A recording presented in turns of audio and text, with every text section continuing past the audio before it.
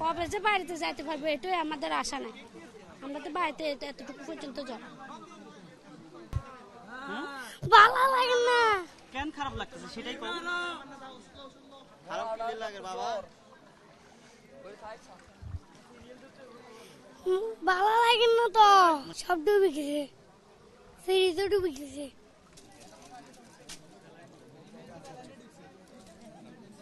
মানুষের পানি আনতে কষ্ট হচ্ছে, তার জন্য আমরা পানি আনি দিই আর কি।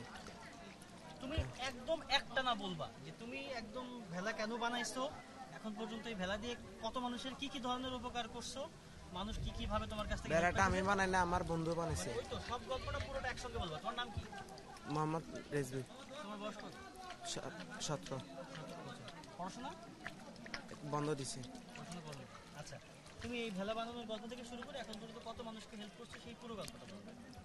এটা আমি বানাই না, এটা আমার বন্ধু বানাইছিল। তো জন্য শেষের দিকে আমি এসেছিলাম, তো জন্য মানুষকে হেল্প করেছি, পানি নিয়ে দিয়েছি।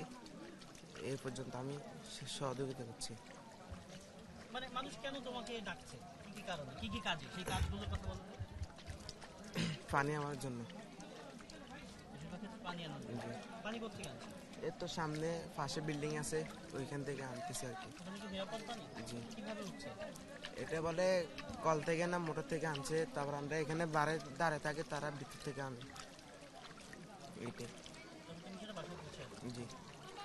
এখন ধরো ওয়েট করতেছো, এখন আমার বন্ধু আছে ওষুধ নেওয়ার জন্য দাঁড়ায় আছে, তো আসলে আবার আমরা বাড়িতে যাবো। ফেনী সদর উপজেলার সুলতানপুর গ্রাম এটি। এই গ্রামটি মূলত গিয়েছে ধর্মপুর ইউনিয়নের দিকে, খুব কাছাকাছি, অর্থাৎ শহর থেকে খুব বেশি দূরে নয়, খুব সম্ভবত 3 কিলোমিটারের ভেতরের এলাকা। আমি যে রাস্তাটিতে দাঁড়িয়ে রয়েছি এই জায়গাতে সম্ভবত সবচেয়ে কম পানি এবং সেই জায়গাটিতে হাঁটু পানি, এবং এই যত গভীরে মানুষ যাচ্ছেন সেই এলাকাগুলোতে কিন্তু পানির পরিমাণ আরো অনেক বেশি, এবং এই এলাকার মানুষের আসলে দুর্ভোগের সীমা একেবারেই নেই। সেটি এক অর্থে বলাই যায়। যতজনের সঙ্গে এই রাস্তাতে আসা যাওয়ার পথে যতজনের সঙ্গে কথা হয়েছে, বিশেষ করে এই যে দালান বাড়িগুলো থাকার কারণে মূলত তারা একটু আশ্রয় নেওয়ার সুযোগ পেয়েছেন। বিশেষ করে বিভিন্ন এলাকা থেকে যে মানুষজন এসছেন মূলত তারা এই সমস্ত বাড়িতেই কিন্তু তারা আশ্রয় নিয়েছেন, এবং যাদের সঙ্গেই দেখা হয়েছে, কথা হয়েছে, সেই দুর্ভোগের কথাই তারা বলছেন যে প্রত্যন্ত এলাকা থেকে যারা এসছেন, কেউ ফুলগাজী থেকে এসছেন, কেউ পরশুরাম থেকে এসছেন, কেউ ছাগলনাইয়া থেকে এসছেন, এই যে 3টে উপজেলার নাম বারবার করে বলা হচ্ছে যে সেই এলাকাগুলোর অবস্থা সবচেয়ে বেশি খারাপ, সবচেয়ে বেশি দুর্গম, যেখানে কিনা এই শহর থেকে যাত্রা করে সেখানে পৌঁছতে পারা, আবার সেখান থেকে ফিরে আসা বেশ কষ্টসাধ্য কাজ। সেই জায়গা থেকে যারা কিনা আসতে পেরেছেন, কোনোভাবে এই শহরের কাছাকাছি আসতে পেরেছেন, কোনোভাবে আত্মীয়ের মাধ্যমে কিংবা কোনো স্বেচ্ছাসেবী সংগঠনের মাধ্যমে, স্বেচ্ছাসেবী সংগঠন ছাড়া যে সরকারি বেসরকারি বিভিন্ন রকমের সংস্থা রয়েছে যারা এই উদ্ধার কাজের সঙ্গে যুক্ত, তাদের মাধ্যমে যারা এই এলাকাতে আসতে পেরেছেন তারা এখন মোটামুটি একটু কোনোভাবে জীবনযাপন করতে পারছেন বা কোনোভাবে বেঁচে থাকার একটু সুযোগ পাচ্ছেন। যদিও নিরাপদ পানির সংকট এরই মধ্যে প্রকটভাবে দেখা দিয়েছে পুরো ফেনী জুড়ে।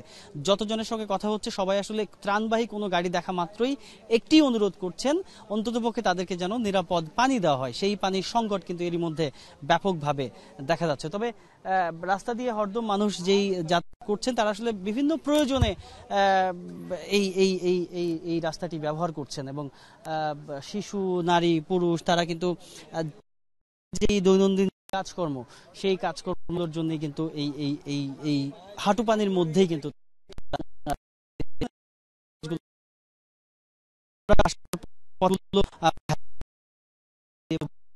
সেই ভেলাতে করে যে জায়গাতে নিরাপদ পানি পাওয়া যাচ্ছে সেখানে একসঙ্গে অনেক মানুষ সেখানে লাইন দিয়ে দাঁড়িয়ে সেখান থেকে পানি সংগ্রহ করে তারপরে কিন্তু তারা বাসায় নিয়ে যাচ্ছেন। তবে অনেকগুলো ভালো কাজের মধ্যে একটি ভালো কাজ যেমন এটি হচ্ছে যে যারা কিনা দুর্গত এলাকায় এরই মধ্যে বিভিন্ন রকমের অসুস্থতায় আক্রান্ত হচ্ছেন তাদেরকে কিন্তু সহায়তার উদ্যোগ নিয়েছে বিভিন্ন সংস্থা, এবং এর মধ্যে আমরা দেখছি যে বাংলাদেশ নৌবাহিনীর ব্যবস্থাপনায় একটি মেডিকেল টিম তারা এই মহল্লার মধ্যে কাজ শুরু করেছেন।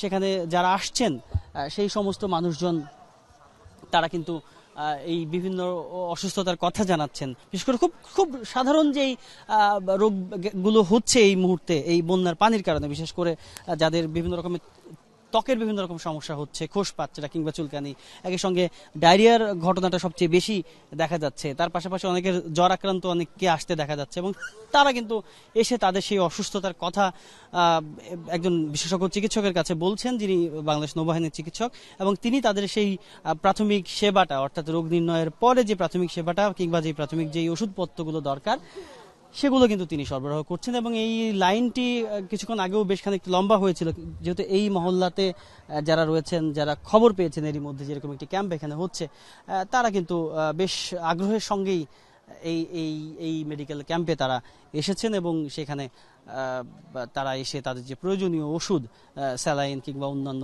যেই জিনিসগুলো তারা কিন্তু সেখান থেকে সংগ্রহ করার চেষ্টা করছেন। অনেকগুলো ভালো কাজের মধ্যে এটিও একটি কাজ, তবে ত্রাণ তৎপরতা আগের থেকে অনেকখানি বেড়েছে, সেটি খুব নিশ্চিতভাবে বলাই যায়। বিভিন্ন স্বেচ্ছাসেবী সংগঠন, সরকারি বেসরকারি সংস্থা, তাদেরকে দেখেছি যে ট্রাক ভরে ভরে ত্রাণ সামগ্রী, বিভিন্ন রকমের খাদ্য সামগ্রী, সেগুলো কিন্তু এই যত সম্ভব প্রান্তিক অঞ্চলে যাওয়া সম্ভব সেই জায়গাগুলোতে কিন্তু তারা পৌঁছানোর চেষ্টা করছেন। একই সঙ্গে উদ্ধার তৎপরতাও কিন্তু অব্যাহত রেখেছেন, বিশেষ করে যেই জায়গাগুলোতে এখনো পৌঁছানো সম্ভব হয়নি, সম্ভাব্য সব জায়গাতে মানুষজন পৌঁছানোর চেষ্টা করে। সব মিলিয়ে বন্যার পানি আজকে বেশ খানিকটা নেমেছে, সেটি বিভিন্ন এলাকাতে গিয়ে দেখা গিয়েছে। তবে সেই পানি পুরোপুরিভাবে না নামা পর্যন্ত কিন্তু এই দুর্ভোগের যে গল্প, সেই গল্প চলমান থাকবে। তাজনুর ইসলাম, যমুনা নিউজ, ফেনী।